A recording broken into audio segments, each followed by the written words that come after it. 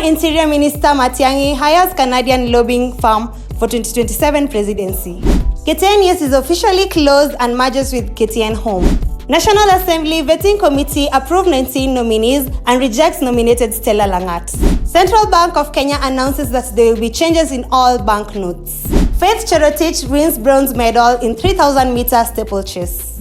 Melina Gulch is the first East African artist to perform while showcasing her designs. Snoop Dogg is being paid 64 million Kenya shillings a day plus expenses for his Olympics coverage with NBC. Bon Towers released a new song featuring Ibra known as Tangazo.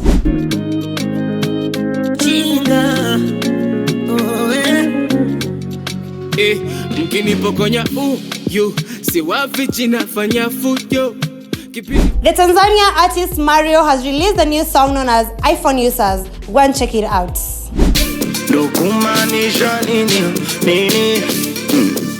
Did you see my face?